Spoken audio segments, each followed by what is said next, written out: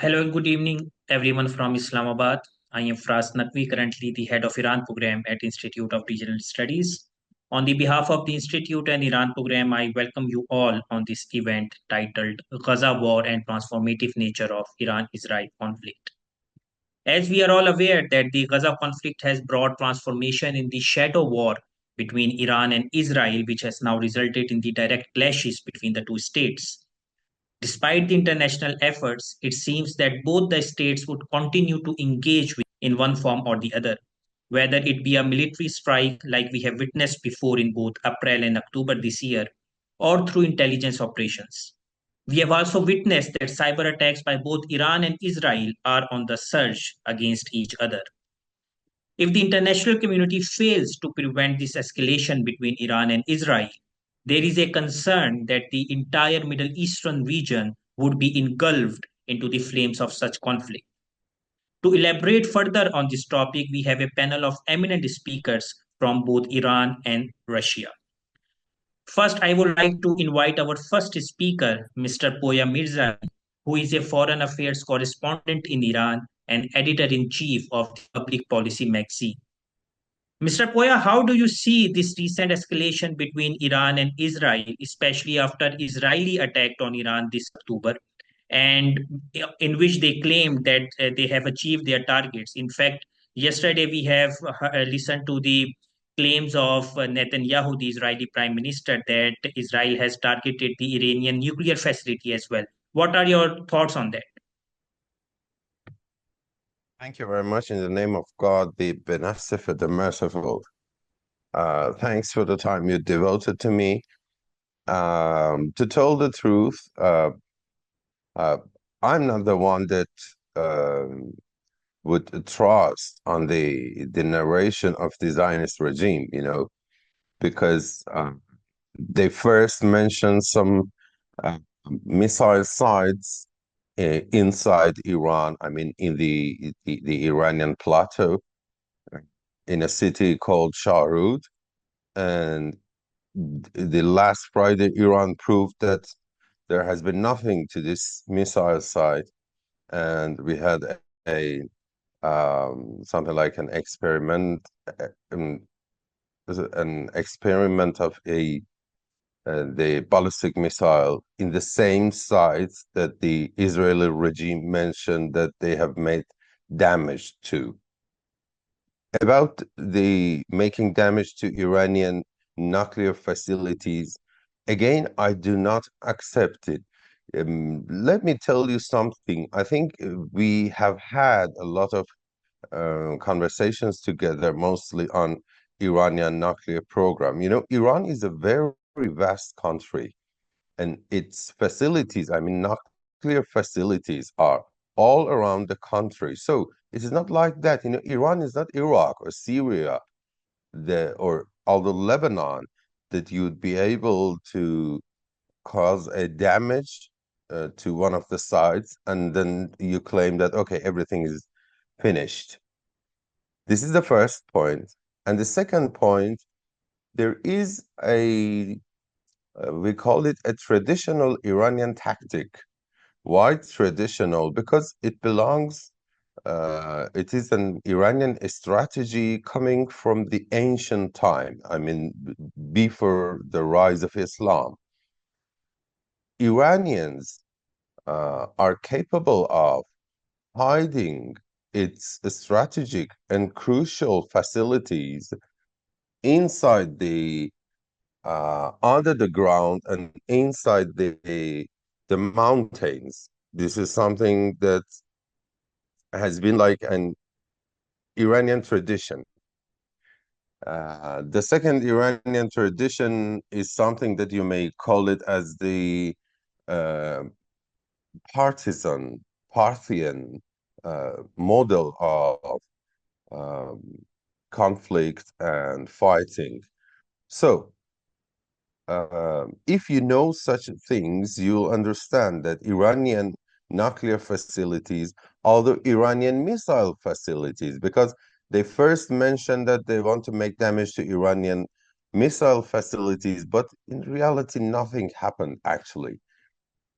And Iranian mobile air defense system proved that it was uh, one of the most capable air defense systems, not only in the region, but also in the world. This is not something that we claim it. After the Israeli brutal attack to Iran, most of the Western, experts, immediately they mentioned that Iranian uh, air defense system, uh, it is a kind of mobile air defense system. It was very capable. Theoretically, any air defense system, we know for example, the American THAAD or the Russians S-500 or something that they have been mentioned as the world's advanced air defense system. Theoretically, they are able to track nearly 70 to 80% of the missiles. This is on the paper. And in actual, in an actual fighting, actual confrontation, actual conflict, if an air defense system would be able to track down 50% of the missiles, we call it capable. And the Iranian air defense system proved really capable because it tracked down more than 50% of the Israeli air-based missiles. Their missiles are air-based. They are fired or they are launched from the fighters, F-35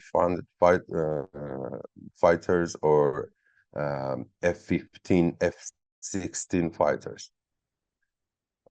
Another point is that, gentlemen, if they were able, I have repeated this in most of my interviews. The Israeli regime, they have something like a drone imaging and mapping system. They have although something like a satellite cameras on their missiles. What does it mean? It means that when one missile is acting or targeting or exploding somewhere, some other drones or other missiles could make short movies or pictures of their activity. If they were able, I do not say to make damage to Iranian nuclear facilities, not Iranian missile facilities, not Iranian air defense facilities, if they were able to make a damage into a mountain, into a desert, okay? If they were able, one of their warheads to attack somewhere in a desert, there were a lot of other cameras of the drones and other missiles to making a short video, a video of 1 minute to prove it. They were not able. You remember Iranian operation, Iran had two operations. The second operation was a very heavy operation. We had hundreds of different videos that they were showing how the Iranian ballistic missiles and cruise missiles are hitting the Israeli regime's air bases. But it is, I don't know, it's nearly 2, 3 weeks. We haven't seen a picture. We haven't seen a very short video. A 15 minutes video for uh, sharing on Instagram. So do not believe the narration of Benjamin Netanyahu. He's a a tyrant, genocidal. He he's a I couldn't find the exact word for him because he's not either leader. Technically, we Iranian people, we do not recognize the Israeli regime. But he's not although the leader of the Zionist regime. So I cannot find the best word for him. He's the war criminal. So how do you accept his narration? Have you ever accepted, for example, the Adolf Hitler's narration of his activities? Or, for example, Field Marshal Goering, the people who have studied the Second World War, they know who are these people that I'm mentioning. Or Goebbels, Benjamin Netanyahu is the Adolf Hitler of our time. He is the Field Marshal Goering of our time. He is the Goebbels, Eichmann of our time. So we do not, no one accepts, to tell the truth, if you look at the contents in the United States, mostly from the new administration, I mean Trump administration, they do not accept and believe Benjamin Netanyahu's narrations too. So I do not think so. Something happened. And last night, one of the top advisors to the Iran's supreme leader, Mr. Javad Larijani, it is good for you to know that he is the older brother of Mr. Ali Larijani that visited the Syria and Lebanon some days ago. He mentioned that if Iran uh, wants to change his strategy, I mean changing his nuclear strategy. Right now, our nuclear policy is peaceful, non-military nuclear program. It is very obvious. And you have seen Iran prove that Iran is not lying. When we say something, we do it. And when we say we do not want or we will not do, we do not do it. We are not like designers. So at the moment, Iran says that our group is non-military, peaceful nuclear program. If in any case, messing up with the Zionist regime, messing up with the, I should say, the some idiot leaders in European countries. In such cases, if Iran wants to change its strategy, it doesn't need a month, 2 weeks, 1 week. At the moment, Iran is capable to change everything toward a military program less than 48 hours, maybe 24 hours.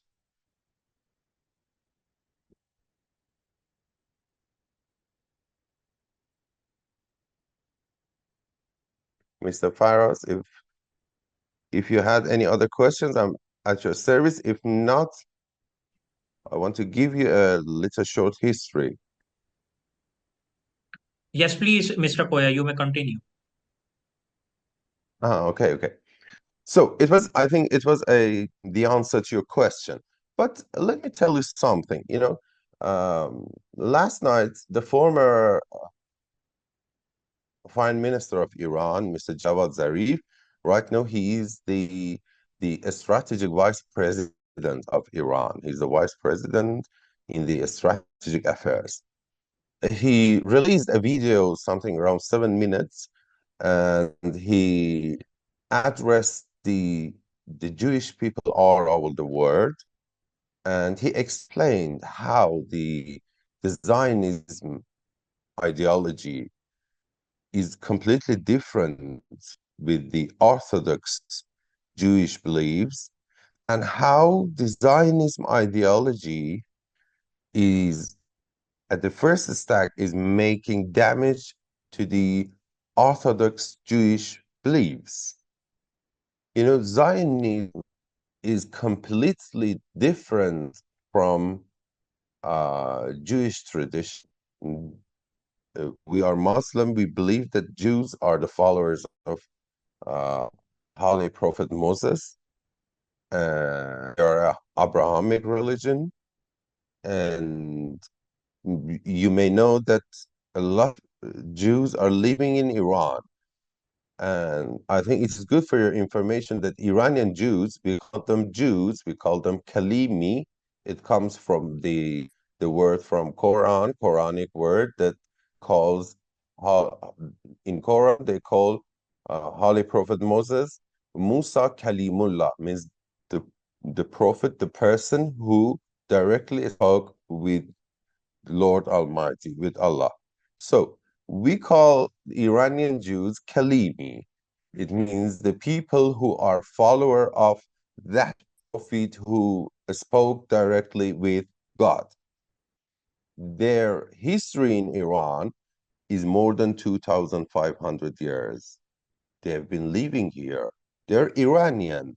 We do not feel them. They are, you know, because, the European mindset, I think it's something mixed up. Their essence of their mindset is mixed up with tyranny, with genocide, with racism. Genocide and racism has been transferred to the Zionists. They themselves has made damage to their Jews in their countries for more than 500 years. They made ghettos. You may know what is ghetto. They put Jews in a very isolated place. And they think that the other people around the world are like them, but it is not like that. Iranian Kalimi, Iranian Jews, used to live here among us for more than 2,500 years. So, Iran is not a anti-Semitic or anti-Jewish state. We are anti-Zionism. Zionism is a kind of colonialism, Sure. is a kind of a genocide, a tyrant ideology that you have seen. They have committed criminal crimes.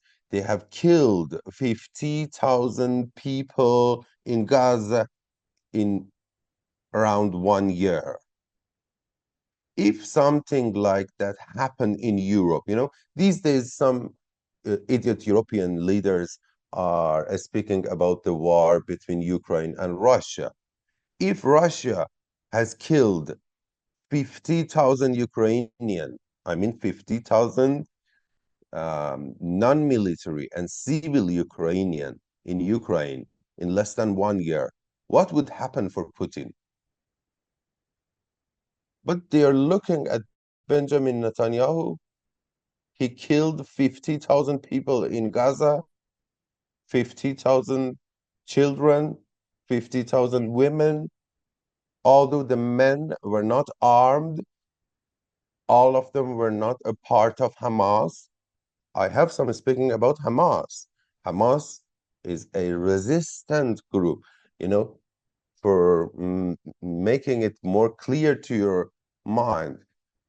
Suppose that you're living in your city, in your home, in your hometown, and a group of people from one other side of the world, I mean the Zionists, they are taking a ship coming to the Pakistan, for example, coming to Karachi, coming to Gwadar, and they come to your cities, and after 2, 3, 4, 5 years, they take out the gun and they force the ordinary people to get out of their land, their homes, their farms. What would you do? You wouldn't make any resistant group. Hamas is like this. Hamas is defending its its ancestral land, its ancestral country. Hamas is same as the French resistance against Nazis. We have all studied and heard when the Nazi Germany occupied Paris and then half of France, the French people, they made up a resistant group. They call it the I think the National Resistance Movement of France against the Nazi regime. And their leader was Mr. Charles de Gaulle. He was not in France actually, he flew to the England and he sat in England, and the ordinary people in France, they fight against the Nazis. So Yahya Sinwar, Martyr, Martyr, Yahya Sinwar, martyr, Yahya Sinwar, martyr, Yahya Sinwar, martyr, Yahya Sinwar, martyr, Yahya Sinwar, martyr, Yahya Sinwar, martyr, Yahya Sinwar, martyr, Yahya Sinwar, martyr, Yahya Sinwar, was Charles de Gaulle of Gaza. but their Western narration wants to change these realities.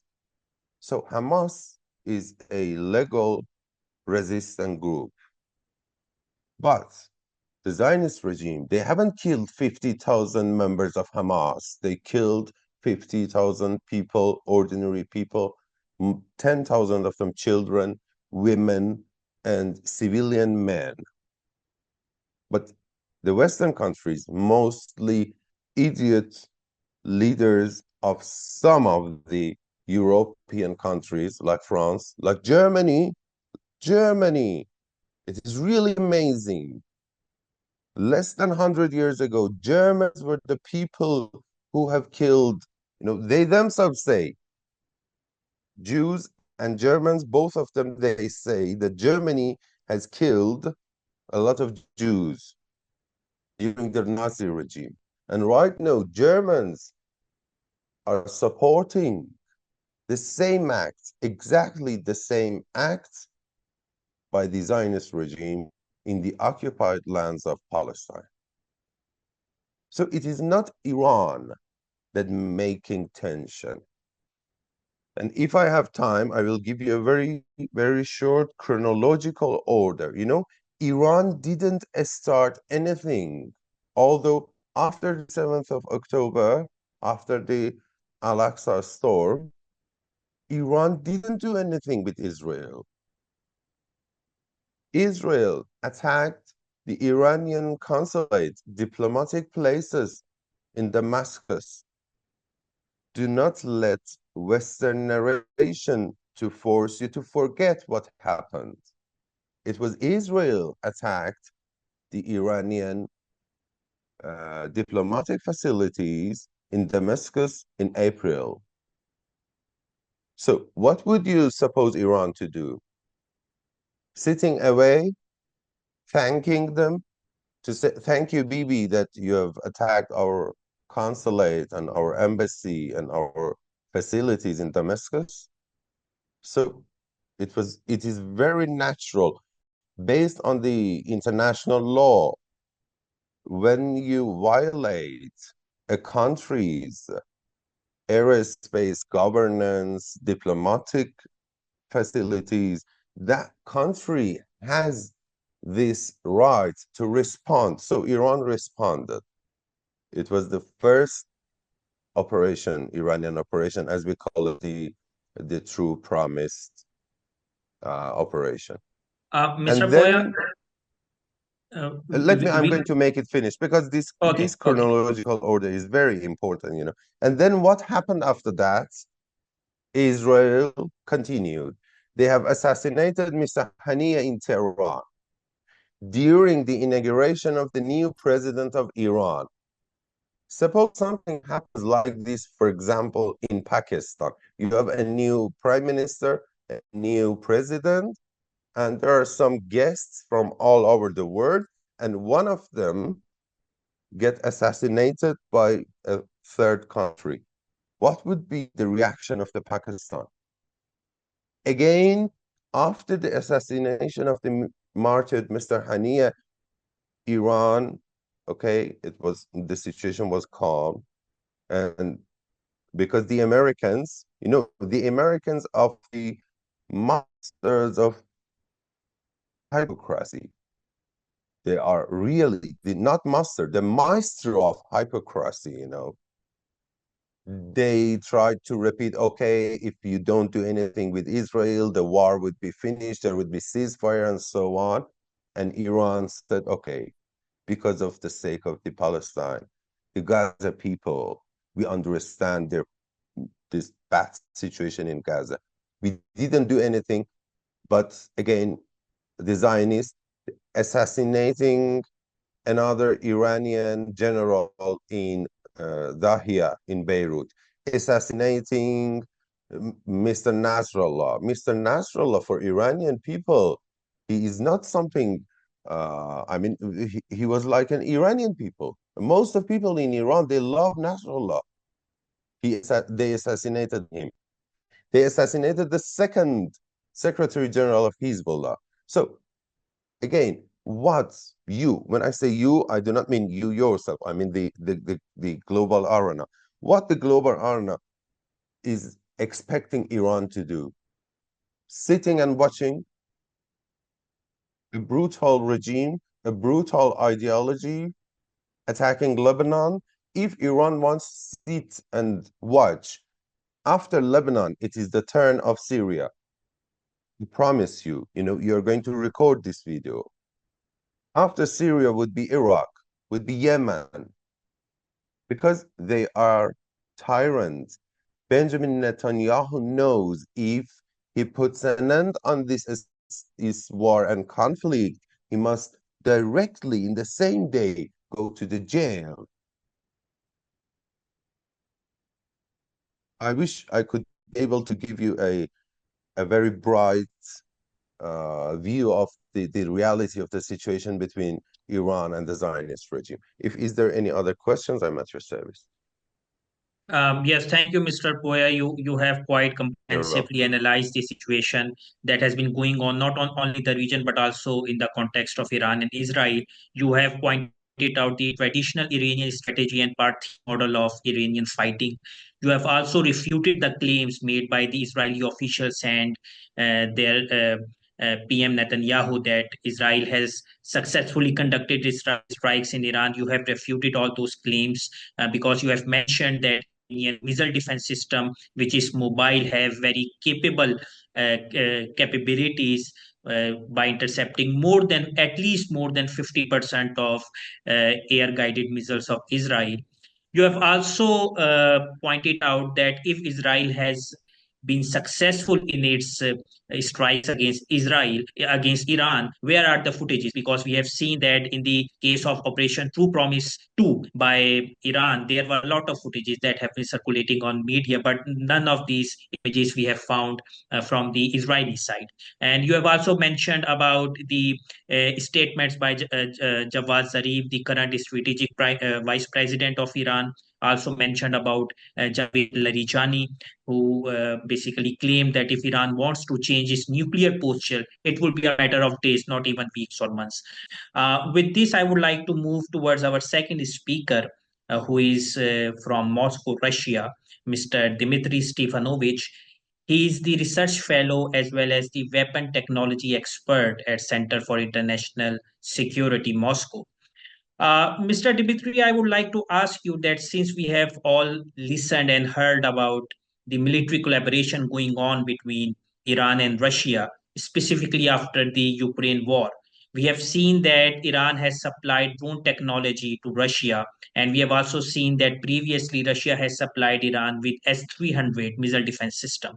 So, given this context, how do you see that military might of Iran has been consolidated and strengthened that it might be able to quash the Israeli attack and it would respond effectively to the aggression committed by Israel? What are your thoughts on that? Yes, thank you very much for such a kind introduction, and also I've enjoyed the speeches that were given before me. Well, I think there is no need to go deep into technical details, and actually, I believe the biggest value of current cooperation between Russia and Iran lies in the field of advice on systems engineering, on how to actually build integrated air and missile defense systems. And actually, this is a mutually beneficial cooperation because Iran on the one hand, Russia on the other hand, and especially Iranian allies in the region have witnessed attacks witnessed and withheld and survived attacks involving almost all types of Western-made munitions, of Israeli munitions, of US munitions, of some modern types of munitions like one-way attack drones. And, well, we've actually also developed our one-way attack drones jointly and using some of the Iranian technology for this purpose. So the idea is that now I think no other country in the world, except Russia and Iran, have an experience of resisting such concentrated efforts and concentrated attacks, but also not only attacks, but also carrying out strikes, also concentrated massive strikes against targets that are being protected by layers of air and missile defense, again of Western origin. So I believe this information sharing, and while of course no one will publicly acknowledge it, I think it's hard to ignore the fact that we frequently see visits by high-ranking military and security officials between our countries, and soon we will hopefully see a major strategic partnership treaty signed, which will most likely include some provisions for military technical cooperation and military science cooperation. And this means that, given the experience that we've accumulated, in the nearest future, we will have both enormous cumulative effect, synergy effect, both in offensive and defensive postures. Of course, this doesn't mean that our adversaries have their own experience. It doesn't mean that actually we have the same adversaries and we have the same tasks, because both our countries are sovereign states and we have sometimes diverging, sometimes converging interests. But the biggest thing is that growing military capabilities, both national and those obtained through international cooperation, international military technical cooperation. So these capabilities provide for security, provide for stabilization of the global military political arena. While previously it was argued that Russian concerns or Iranian concerns about the neo-colonial hegemonic policies by selected states, especially by the United States of America, they are those concerns were sometimes labeled as ungrounded.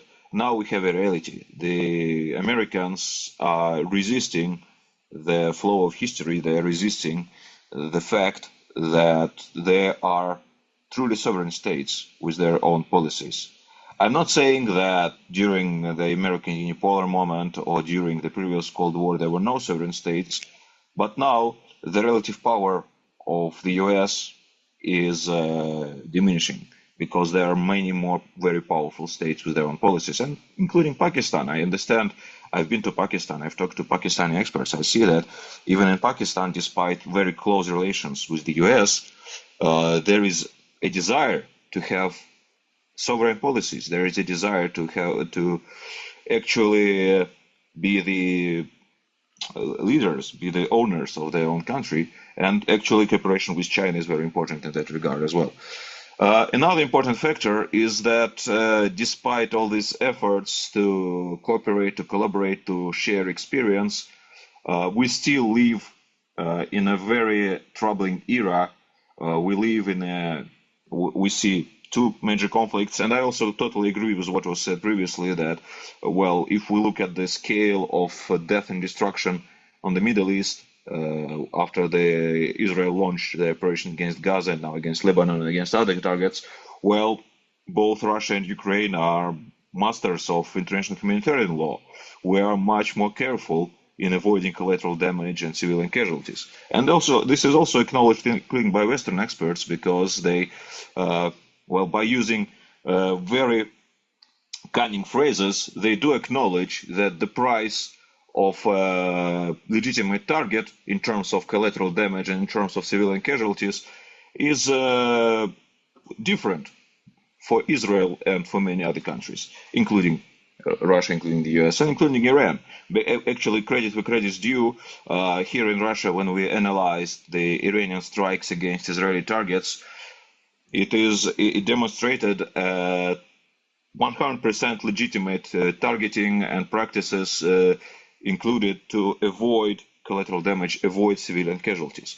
This is a shared understanding, at least in our country, that Iran is walking an extra mile to ensure that there will be as few as possible civilian death, which is not the case by many other actors in the Middle East, in Europe, and generally in Eurasia.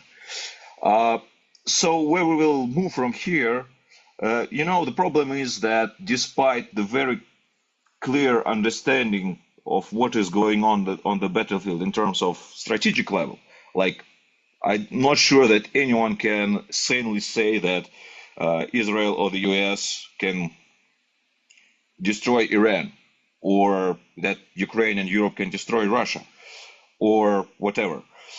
Still, people try to ignore the reality. They believe that they might come up with some sort of silver bullet that will sort out all the problems, and Russia, Iran, China, North Korea, anyone will acknowledge their defeat, and everyone will live happily after. No, this is not the case, because, well, sovereign state has a sovereign policy and has legitimate security interests.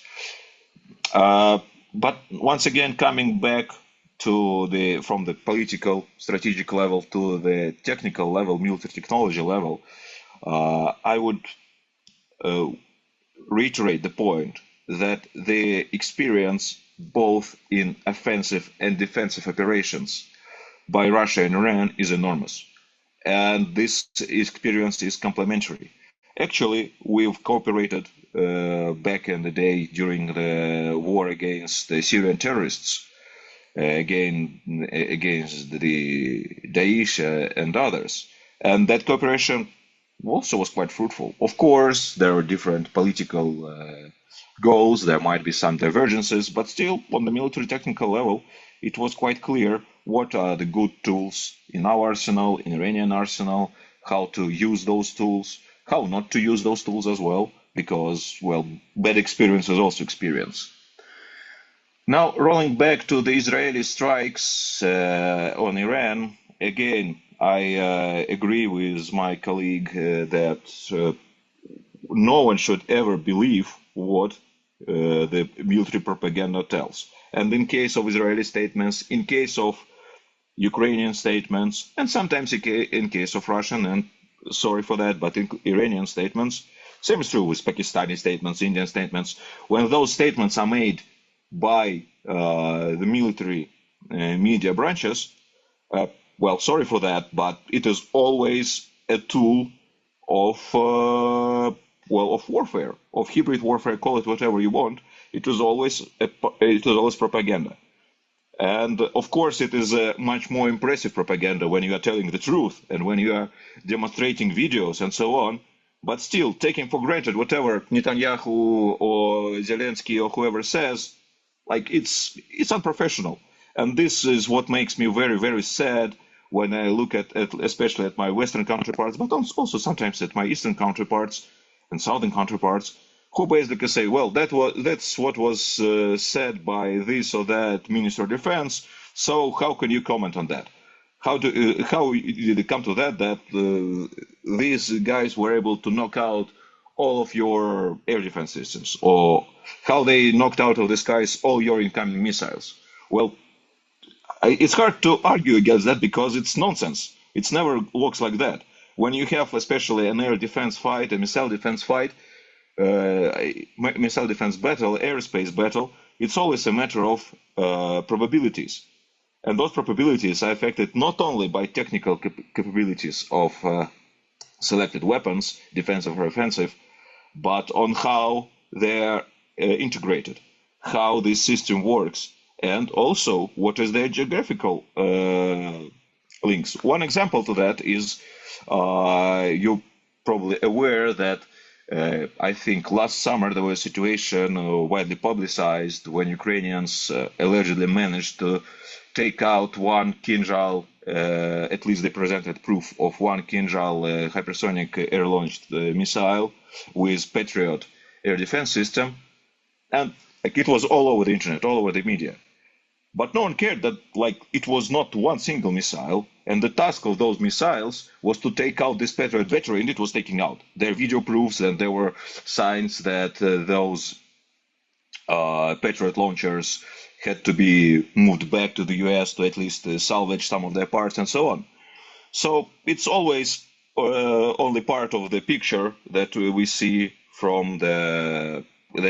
where media branches of the militaries or leaders of the countries make these or that statements. You always need to try to find as much information as possible, and of course there is always fog of war. But once again, I ask everyone to be cautious on using the information that is being promoted by the official sources. But at the same time, the official sources, they of course have much more information on themselves, so it's easier for them to have this part. And as we often say here, like the expert community, the academic community will always suffer compared to everyone else.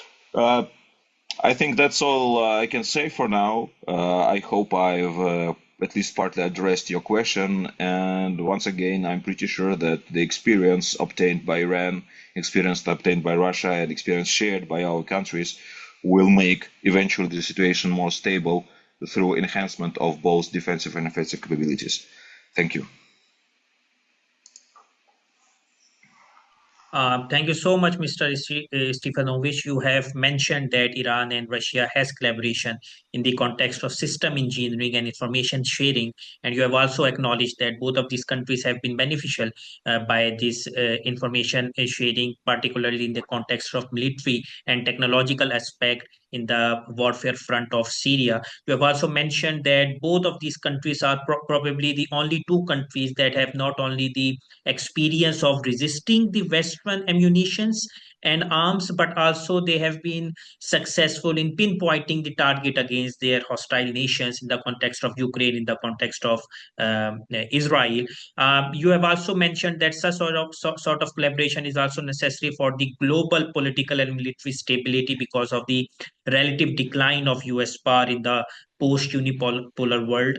And I truly acknowledge and truly admit that such sort of information sharing, both not only at the political and military level, but at the academic level, have been propagating between both Iran and Russia. I personally am the witness of such collaboration during my visit to Russia this February.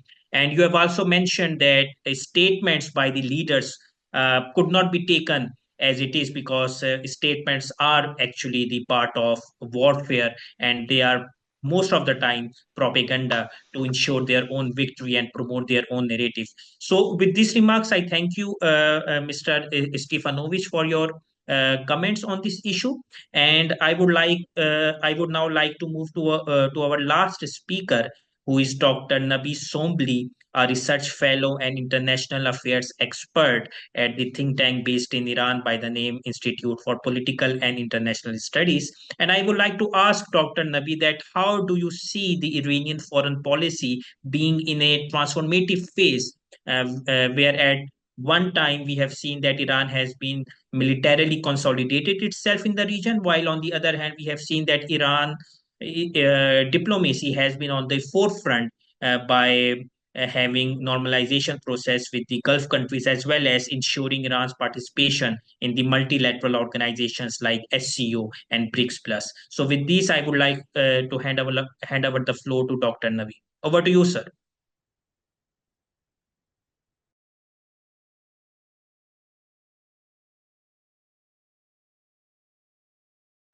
Dr. Navi, Hello. can you? Yeah, do you Yep. hear me? Yes, we can hear you, but your video is off. Yes, Kindly switch on your camera. okay. Yeah. Yes, Dr. Nabi, you Understand. may proceed.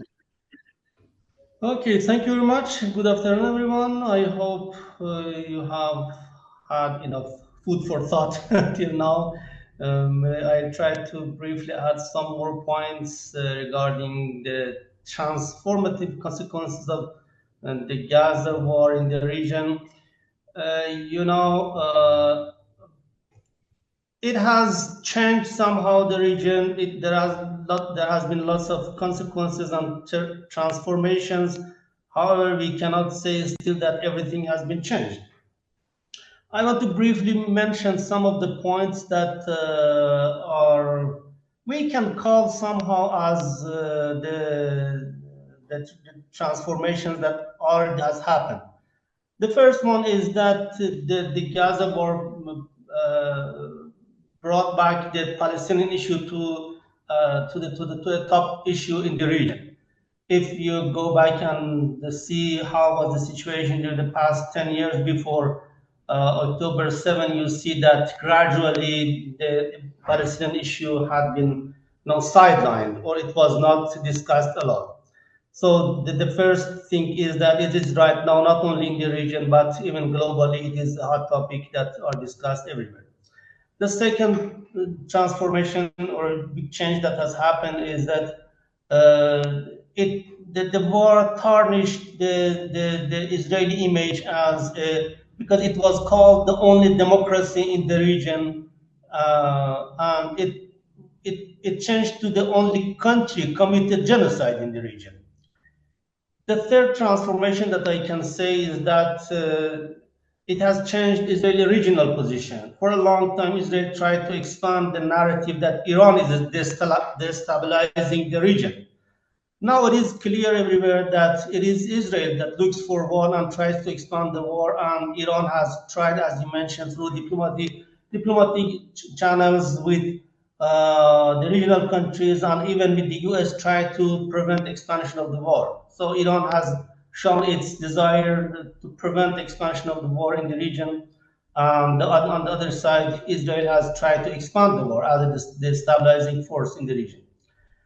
The next point that I want to mention is that it is bigger than the previous ones. If you compare the regional trends before October 7th, since Abraham Accord, you can see that there was many people believe that a kind of alignment are happening or shaping between Arabs and Israelis against Iran. Now it's the opposite, almost. Not totally, but we can say that it has changed a lot. Israeli genocide in Gaza and attacks and aggressions against Lebanon, Syria, Iraq, Yemen, and Iran, it showed that Iran is defending a kind of Arab Islamic cause in Palestine. It's not just for, at least at the public level, it improved the Iranian image in Arab streets, contrary to the consequences of the Syrian conflict that had damaged Iranian image in Arab streets. And one of the reasons that even the governments are not interested to side with Israel is that they know it is destructive for themselves. So the Arab countries, especially in the Persian Gulf, do not agree with Hamas. However, the conflict is not just against Hamas. It is the ultra-right forces in Israel that have targeted all Palestinians regardless of their political orientation. The situation is, you can check the situation in the West Bank also. Many people have been killed there. So in the first round of the Iranian reply to Israel, even Arab countries were somehow hesitant. Some of them even joined and participated in defending Israel. However, in the second round of Iranian reply to Arab country to Israel, Arab countries announced publicly, at least, that they are neutral, and then they condemned Israeli attacks against Iran. So this is a change in, the political realignment as a transformation after as a consequence of the Gaza war. The next one, the fifth one that I want to mention, is that it has transformed Israeli strategy toward Iran. During the past 3 decades, at least, Israeli strategy toward Iran has expanded from pushing US, EU toward more economic sanctions, then cyber attacks against nuclear facilities, then intelligence operations and terror of nuclear scientists, then targeting Iranian forces and facilities in Syria. And the last one was the direct military attacks against Iranian territory inside Iran. So it is a big transformation. Actually, it has gone through an evolutionary trend during the past 3 decades. Then the next transformation is it has also transformed Iranian strategy toward Israel, because Iran was for a long time was following a kind of strategic patience in Syria, and it changed to military deterrence. And now there are some people even discuss about changing it to nuclear deterrence. So these are the discussions that are happening, and you're familiar with. before October 7th, Israeli has agents and forces, I mean, different kinds of forces had attacked many times Iranian forces in Syria or Iranian assets. However, Iran did not reply based on the strategic patience. But when they targeted Iranian consulate, and then they targeted Hania in Tehran, and then some other forces in the region, Iranian forces, Iran reacted with the missiles and drones that it was explained before. The next important transformation is that it's bilateral. As a consequence of these two changes, the transformation is that instead of shadow war, we have right now some kind of open conflict. Of course, it is calculated, controlled, but however, we can say that it has expanded from a shadow war to a direct conflict between the two sides. The eighth point that I want to mention is that also it is the transformation are not limited to Iran and Israel, and we can see that Iran US EU interaction also has transformed. As it was mentioned, the two wars, I mean both Ukraine and Gaza, it's not between the Hamas and Israel, or Hamas, Hezbollah, or axis of resistance against Israel. And even in the case of Russia and Ukraine, it's not Russia and Ukraine.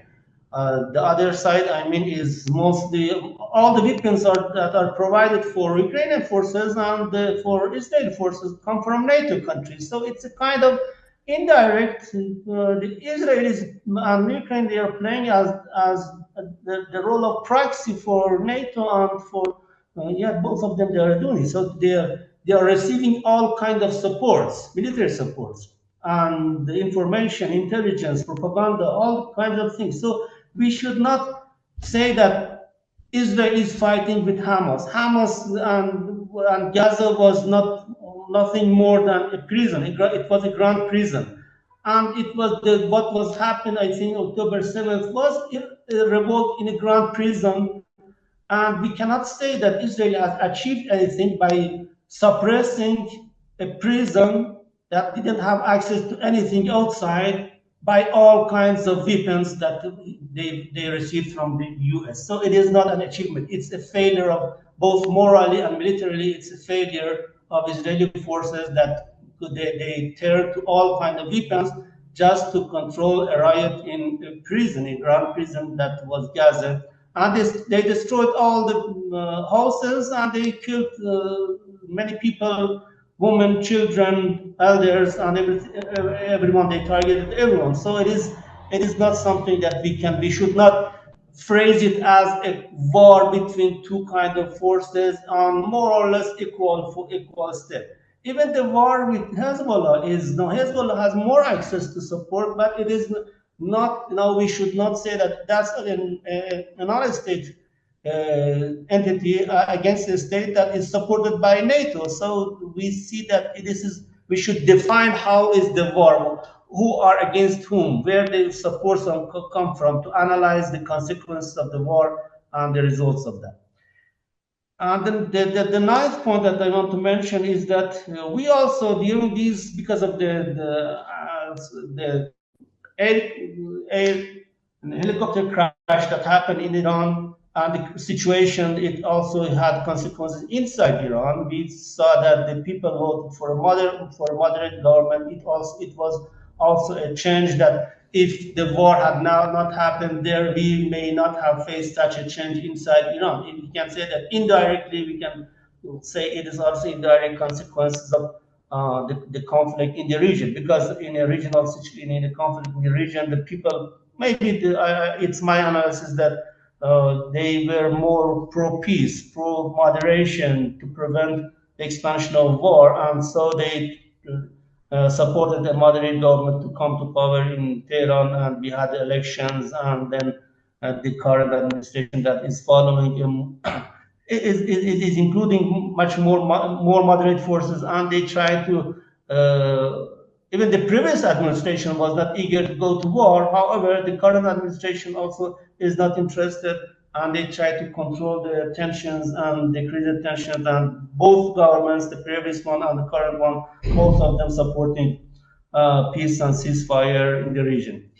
The last one that I want to mention is that it has had devastated the European American, some kind of democratic promotion or not or normative foreign policies that they were claiming to have for a long time. So no one believes in them anymore. Even in the meetings that they have, they cannot say they are right now. They are more even criticized by their own people than even the people from other parts of the world. So this is how the war has transformed the narratives, the situation inside the countries, in bilateral relations at regional level and global level.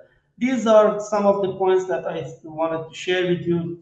I want to just add two, three more points regarding the future perspective. What I see is that, if the current situation, it was mentioned that the defensive systems are not, in a way, may not be efficient enough to prevent all kinds of attacks. This is something that naturally militaries work on and improve on that. However, that also forced politicians to think twice about continuation of war and about to control their emotions and not to react emotionally and be more rational, try to be to react more in a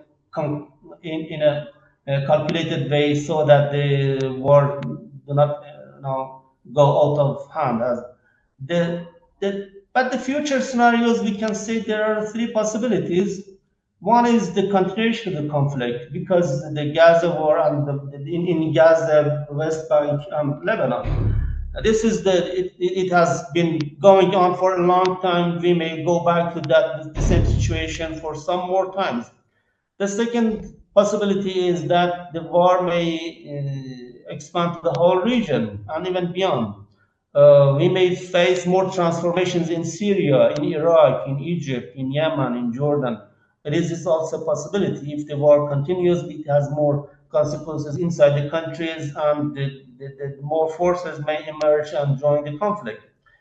And the last one is the possibility of a ceasefire that may be temporary. I do not expect that because I do not see any long-term solution for the ongoing conflict. So a permanent peace, because on one side has committed genocide and is not ready to recognize the rights of the others. I mean, the Israeli side that committed genocide and is not ready to accept the rights of Palestinians in one state or two state. In any way, they are not ready. They're rejecting any offer of peaceful situation, recognition of the rights of Palestinians. That's why I think it's very difficult to say that a kind of two-state solution may emerge soon. This is not I expect. And on the other side, it's very difficult for all forces to continue the war and many I do not see that the major countries in the region, Iran, Egypt, Turkey, Saudi Arabia, they are not interested in, they are against expansion of the war and regional conflict. So one of the reasons that may control the expansion of war is the intentions of the regional important players.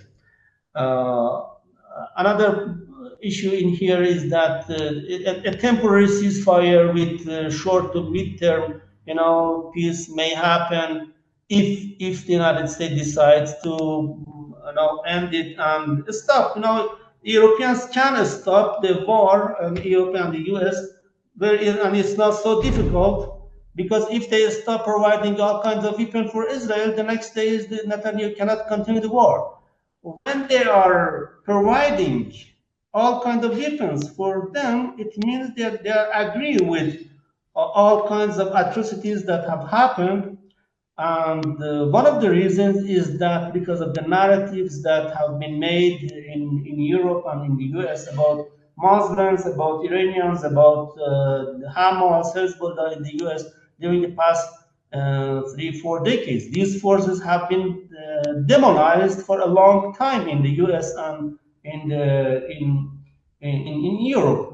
I've been in meetings with them. I see that I can say that even some of the officials they cannot hide their happiness with the. We are worried. We are not happy with what's going on in the region, but they are not angry with that. They are sometimes even happy that the people are killed because the people have been demonized, and that's why they are not. When you target a country and demonize all the people, those who have such an image of the other, they even get happy when the people, women, children are killed. Unfortunately, that's what we can say that exists in part of Europe and the US. Public and private opinion. I do not say that everybody agree that we have seen that many people protest against the war in the region. However, I have not seen any change in their policies in terms of providing weapons for Israeli to continue the war. That's why I think, as far as they are continuing to provide all kinds of weapons for the genociders, for criminals in Israel, they will continue to commit crime. And the more they do so, the more the war continues, the more it will be difficult to bring peace and to end the war. That's why the more that it takes, the more that they continue to do so, the prospect of peace will decrease. And that's why I think the possibility of a long-term attrition war or more or less conflict is maybe more than a long-term peace or a permanent peace in the region. That's unfortunately my evaluation that it's not so hopeful contrary to other participants. Thank you very much. Thank you so much, Dr. Nabi. You have outlined quite detailed analysis of yourself regarding the transformation that we have witnessed in the Middle East. You have mentioned that Gaza war brought back the Palestinian issue that was put on the back burner since the Abraham Accords. You have also mentioned that it basically debunked the myth that Iran is a destabilizing country in the Middle East. Rather, it is Israel which has committed genocidal acts in Gaza as well as in Lebanon. You have also mentioned that there have been a political realignment in which previously we have witnessed the Arab-Israel coalition building up against Iran, but this time it is Iran, Arab and Islamic coalition building up against Israel, in which all of these states are basically condemning the Israeli actions. You have also mentioned that this war have basically transformed the nature of shadow conflict between Iran and Israel into a direct conflict, although that direct conflict is still calculated and controlled. And then you have also put up the fact that Iran has also changed its policy of strategic patience to nuclear deterrence in the case of Syria and all that. And then you have also mentioned that it is not only the regional issue in which only Hamas or Israel are involved, rather, it is basically a global issue in which Israel has been supported by all the NATO countries, and Hamas and other resistance groups are being supported by Iran and other states. And then you have also provided three future scenarios, although all of them were not quite optimistic. You have mentioned that this war could continue to a maximum level because there is no such solution of having the resolution of this conflict. And you have also mentioned that this war could expand and engulf the entire region, not only the Gaza and Lebanon. And then you also mentioned that there is a possibility of temporary ceasefire because the regional states are basically putting pressure of having some ceasefire, but still that ceasefire could not be permanent because of the genocidal acts and the outrageous crimes that have been committed by Israel through the support of Western states, of course. So with this, we are towards the conclusion of our today's event. But before concluding, I would like to ask some of the questions from each speaker, and I would really appreciate if these questions, if the answer of these questions would be very brief, since we are very short of time. So there are some questions coming from the audience. I would like to first direct my question towards Mr. Pooya Mirzaei. Sir, you have mentioned that all of these acts committed by Israel, and you have also mentioned that how Israeli warfare have basically becoming the propaganda warfare.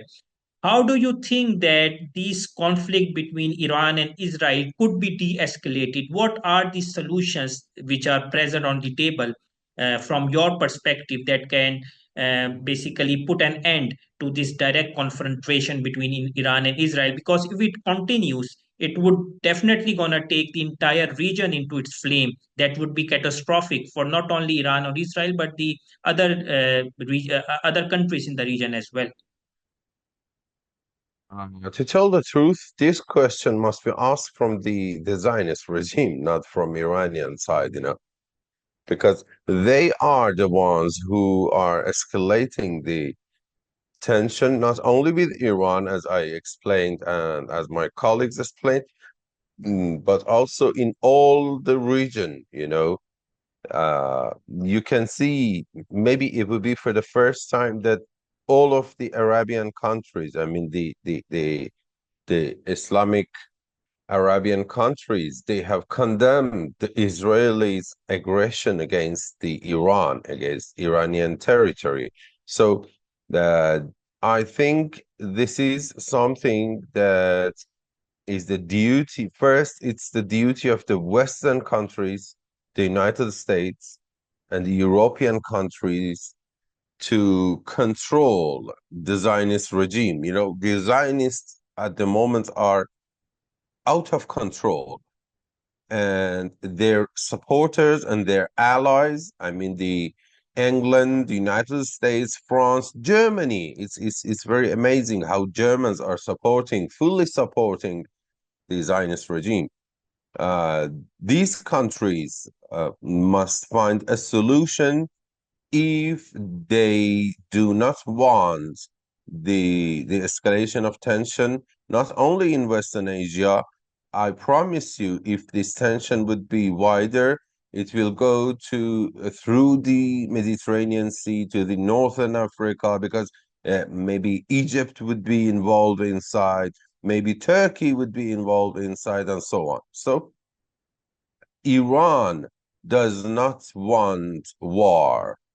Iran does not want to escalate the tension, but the important point is that you cannot ask Iran to stay away or to make something like a ceasefire, although we don't have any continuous war, but to put an end on its defensive operations only because the Zionists are out of control. So I think the right people and the right entity for asking such questions are the Western countries, not Iran. Quite comprehensively elaborated by Mr. Pooya. And you have also mentioned that it could not only be a regional issue, but it could escalate into a trans-regional issue if the Israeli actions are not stopped and prevented. Coming towards you, Mr. Stefanovich, you have mentioned about the military collaboration and technical collaboration going on between Iran and Russia in the past as well as in the current scenario. I would like to ask you the question regarding the Iranian request of acquiring Sukhoi 35 fighter jets. What is the current status of this deal, and how do you see from the Russian perspective if Iran tries to or wants to change its nuclear posture? Because statements are coming out of Tehran that Iran might change its nuclear posture that was previously been a defensive one. Thank you for questions. On the first question, unfortunately, I can't say anything beyond that. Well, there is a production of new aircraft in Russia. There are some export deliveries as well, despite the need for new fighter jets for the special military operation. So I simply have no information. And even if there will be a decision, a contract will be signed, it will take some time to produce the necessary amount of aircraft. But what I am absolutely sure that they will definitely be useful for Iranian Air Force. On the second question, well, nuclear non-proliferation remains a very important factor for Russian foreign policy, and we understand that if Iran will change their nuclear posture, will acquire a nuclear weapon, it will have very serious consequences within the region. But also, a lot of people in Russia understand the possible reason for that. It is an abnormal situation when there is a nuclear-armed Israel with aggressive policies. Well, that's no other way to put it. And no other country is nuclear armed. Everyone else actually supports the nuclear weapons of mass destruction free zone for the Middle East, a part of Israel. So I hope that there can still be an alternative path, and I am taking words of Iranian officials, Iranian friends, for their value that they are not interested, that it is not their priority to obtain a nuclear weapon despite having the capability to do so. But if there is no alternative, if there is no negotiated settlement, if there is no reversal of Israeli policies, if there are no, well, at least if there is no ceasefire, I understand that it will move, that Iran can move in that direction. It will definitely have consequences for the nuclear non-proliferation regime. It will definitely have consequences for long-standing Russian priorities in terms of nuclear non-proliferation. But I think it will not result in a seizure of cooperation between Russia and Iran. I also think that, and actually cooperation between Russia and DPRK is an example that, yes, there can be differences. My last question towards Dr. Nabi. Dr. Nabi, you have pointed out the transformations, different types of transformation that have been going on in the region. With this context and with this background, how do you see the transformation in the Iranian foreign policy? Because previously Iran basically hinged upon having neither east nor west, but right now we have been witnessing that Iran has been inclined towards the east, specifically towards the alternative powers to counter the US and the Western dominance in the global order. How do you see the recent transformation going on in the Iranian foreign policy?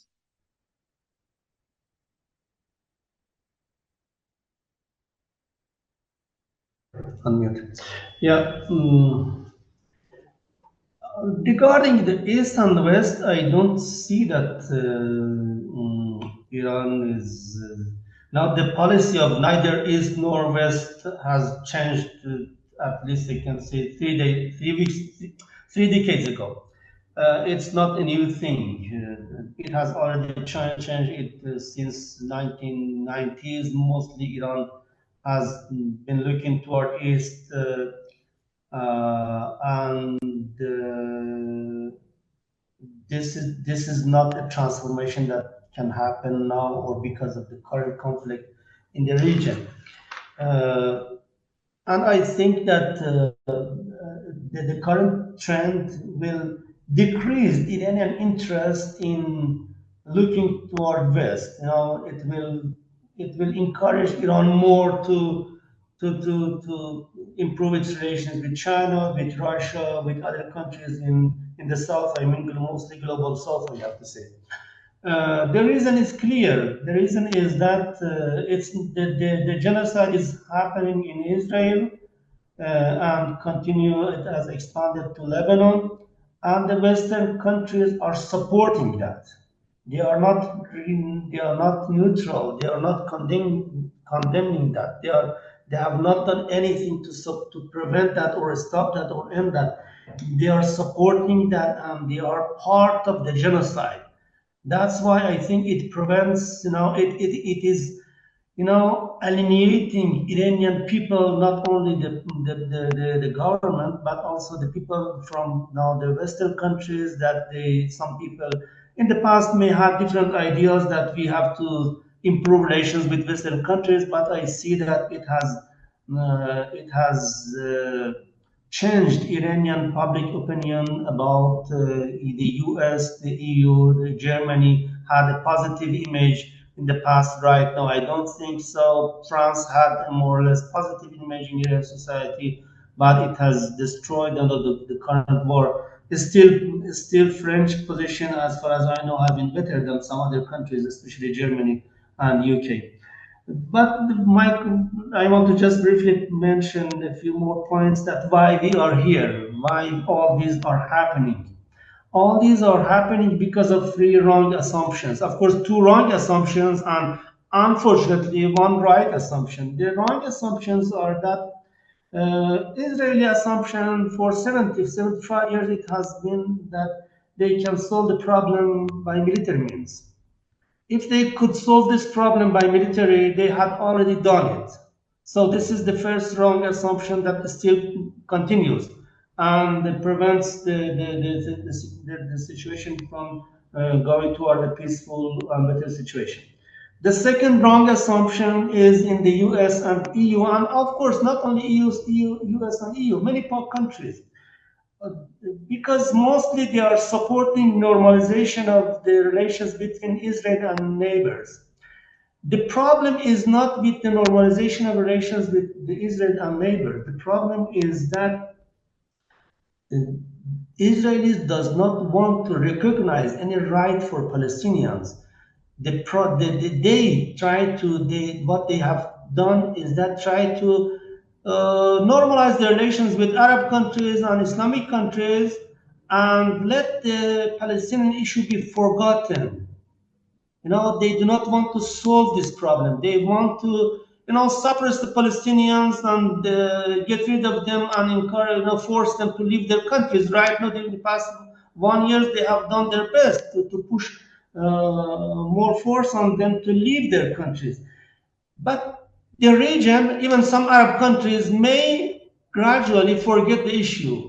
What about the people? What about the Palestinians? Well, I mean, the governments may forget, but what about the people? The people in the region, and especially the Palestinian people, they won't forget their country. They won't forget their destiny. That's why this is a wrong assumption that has encouraged from Camp David to present time, from Camp David to Abraham Accord. The basis of all these accords is that, okay, if Israel normalizes its relations with neighbors, and they also try to do that with Syria in the past, the situation, we will have peace in the region. But I think that even if they succeed in normalizing relations with all the countries in the region, that they won't be able to solve the problems as far as they do not recognize the right of Palestinians. The last assumption that unfortunately is right, and that makes me more worried about the future and Trump, because most of these countries regard conflict as a business. There are lots of profits in the conflicts, in selling weapons, in encouraging more people to pay attention to conflicts and buy more weapons for defending themselves. So, and it has many other side effects that are good for Europeans. Migration of some people to Europe, it's beneficial. Capital flight to Europe and the US is good for them. Brain drain is good for them. So one of the reasons that they are not interested in peace in the region, contrary to what they claim and propagate, is that they are benefiting from the conflicts in the Middle East. They have benefited for a long time, and they are still benefiting. So the assumption that conflict is good for them economically, as far as they have this assumption, contrary to what they say, they do something else. I do not believe in what they claim, as officials. And the one point I want to briefly mention is that there are lots of cases that I have witnessed whenever Iran has proposed a peaceful solution for any conflict, from Yemen to Afghanistan to Syria to Iraq to Lebanon, whenever, or even on nuclear issue, I remember JCPOA, whenever we propose peaceful solutions, it is interpreted or misinterpreted as a sign of weakness. And they increase their pressures as far as they misinterpret Iranian reactions, Iranian peaceful initiatives as a sign of weakness. It discourages even Iran to do that. Of course, they don't believe in peace, they don't support peaceful solutions, but when they regard it, when they misinterpret Iranian peaceful approach as a sign of weakness, they continue to increase their pressures. They did it during the Trump administration because they saw the JCPOA as a sign of Iranian weakness. And I remember I was in the US at that time. They expected that Iran violates the agreement gradually when the pressures decreased. But who withdraw from the agreement? Meaning they were now they were creating they were developing a kind of narrative in the US that sooner or later Iran will withdraw from the JCPOA and will go for nuclear weapons. But it did not happen. What I mean is that the wrong assumptions, interpretations of the agreements, of the initiatives done by Iran lead them to increase their pressures. That's a problem that the consequence of this way of thinking is that it will prolong the conflict. It will not end the conflict.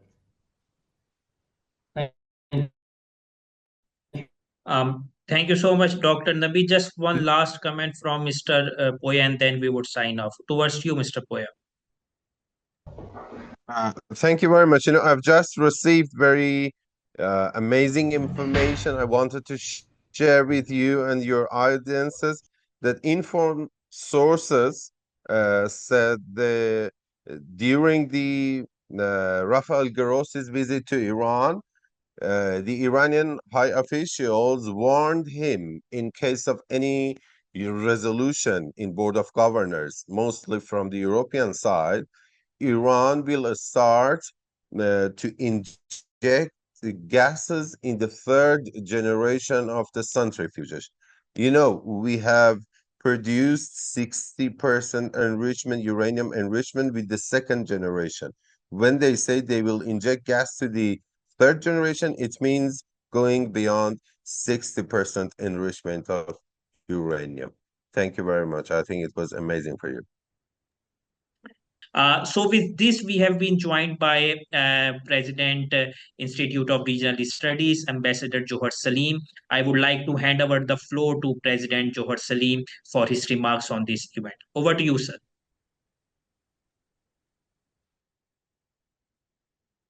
Thank you, Faraz. I would like to, first of all, compliment all the esteemed panelists who have spoken and shared some very insightful thoughts on this very important subject. This is one of the defining issues of our times. The events that we've seen unfolding in Gaza and beyond now is, fortunately, this conflict has expanded. But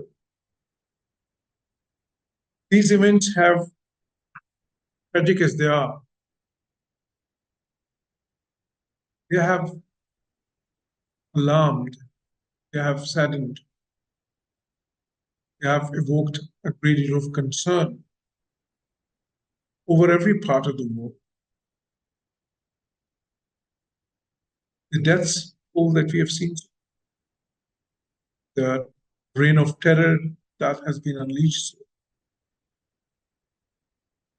casualties, particularly those of women and children,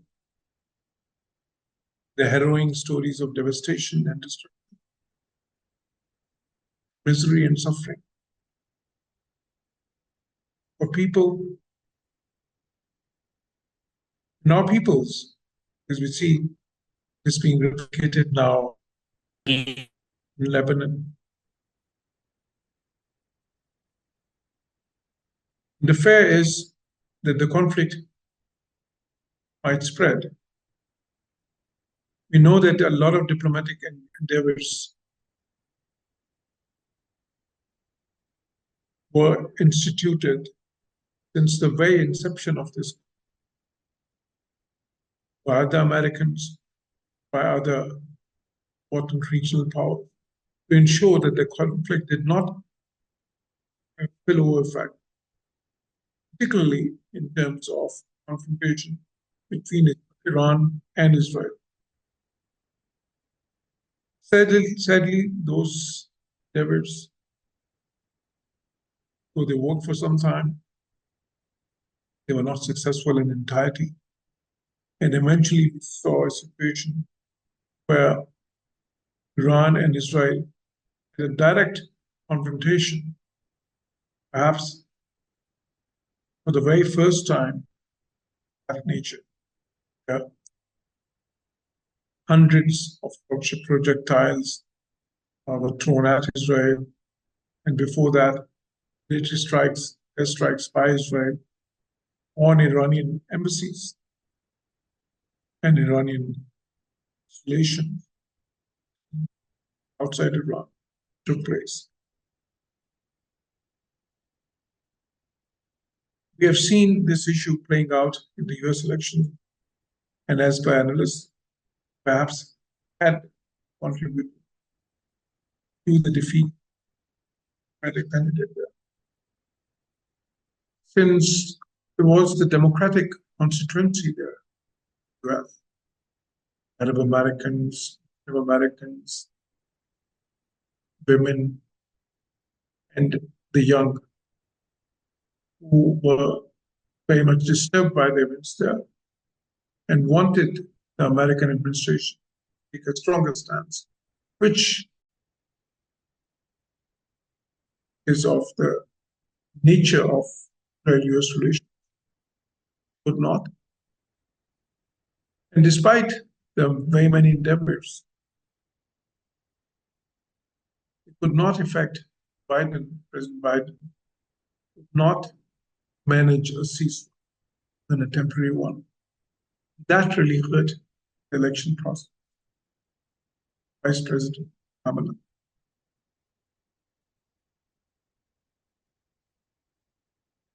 The assassination of the top leadership of Hezbollah and Hamas, such as Hassan Nasrallah, Ismail Hania, Mohammad Daif, Yahya Sinwar, and many, many. And the type of attacks that Israel launched using technology and unprecedented filtration ranks of which greatly damaged Hamas, the military operation in Gaza, and the pager attacks, other attacks, gadgets that they were carrying. Probably the first of its kind in terms of a mass attack. Individually, we know there had been technologies had been quite early.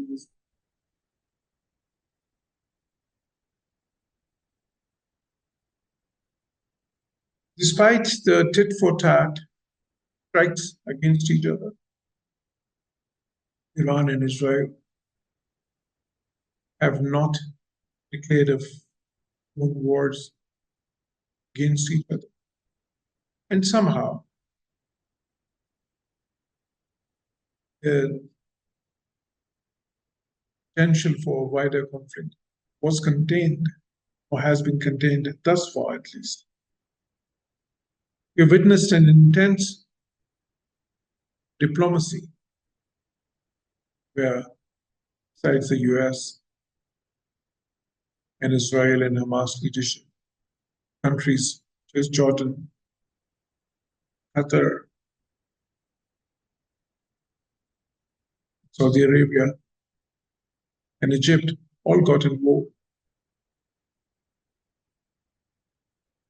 Also, we witnessed an unprecedented crystallization of world opinion, perhaps more than ever, against Israel, ranging all the way from South America, Asia, everywhere. We saw the United Nations Security Council passed resolutions against Israel in the US state. It has to do all such resolutions of the UN, not the General Assembly. We also saw the unprecedented liberation within ICJ, National Court of Law, where rulings against Israel were passed. First, countries such as South Africa pleaded against Israel. Many other countries joined the cause. Despite those very unequivocal rulings, Israel not budged. Saw the proceedings in the ICC. Sadly, those have not discovered from its war, attrition, from the state terrorism it has unleashed on the Palestinian.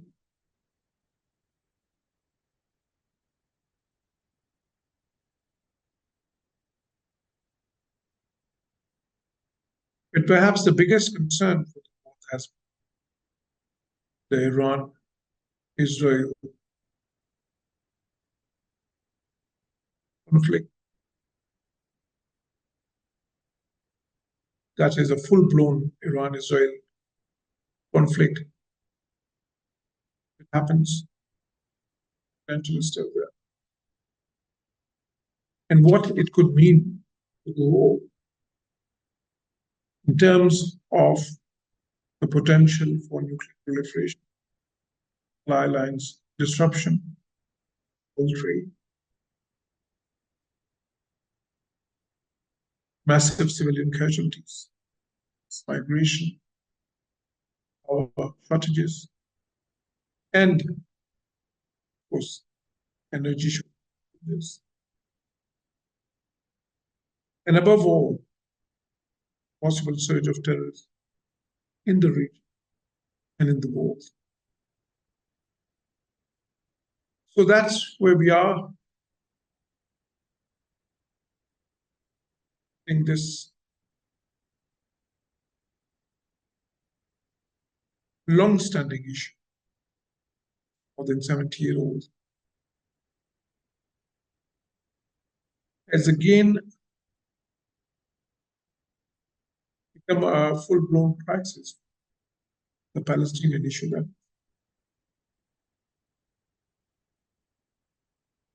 And the world needs to take cognizance of its various dimensions, multifarious implications. We hope that the new US administration takes a serious attempt. President Biden talked about a grand reconciliation. We have paths to.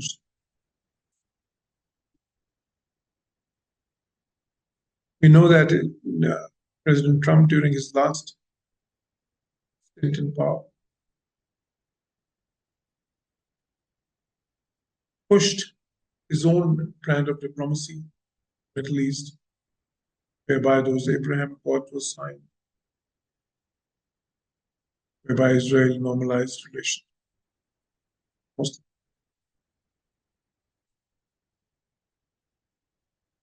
While not touching on the Palestinian statehood, well, we hope that would not happen. Because the roots of this current crisis in Gaza, Lebanon, are perhaps somewhere in those accords as well, which made Palestinian people feel disalienated, which promoted hopelessness to the extent whereby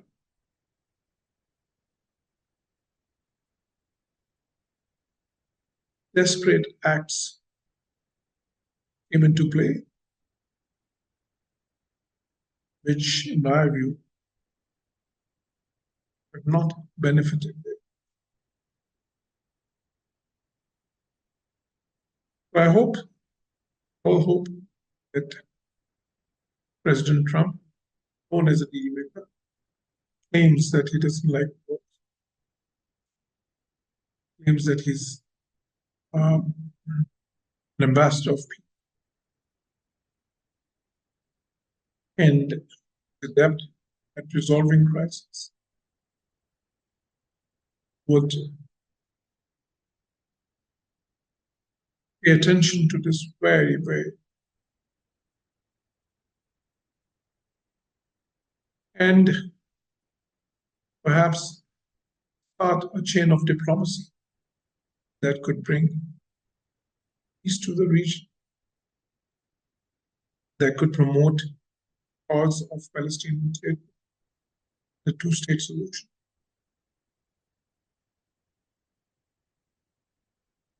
That would lay the basis of a durable peace, not just between the Palestinians and Israelis,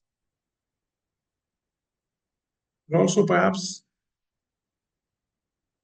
Iran and Israel. So presently, that it's hard to be sanguine.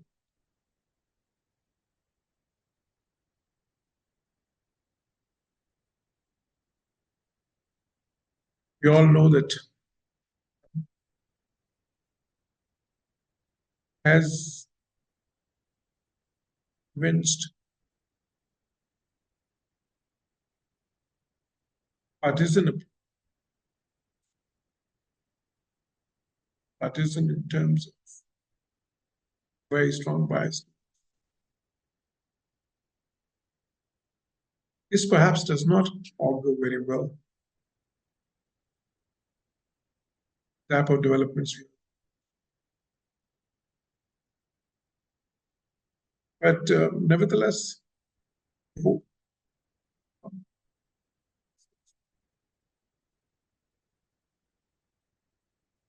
and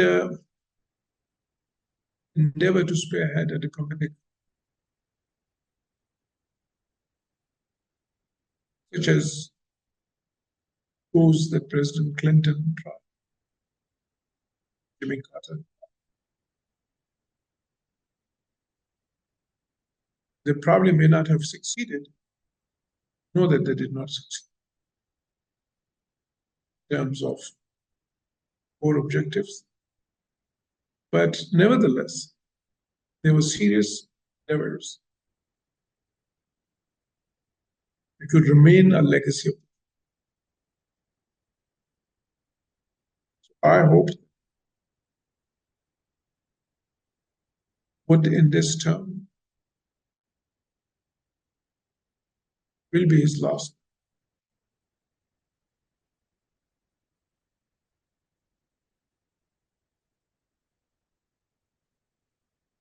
Hope he would want peace.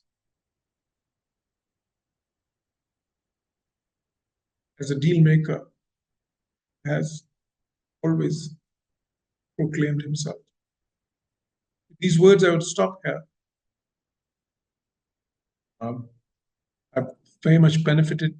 I'm sure the audience we have today would have very much benefited from the great insight shared by analysts.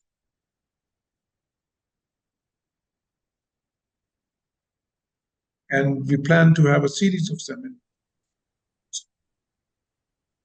continued discussion. So I'd like to compliment ours and other team members.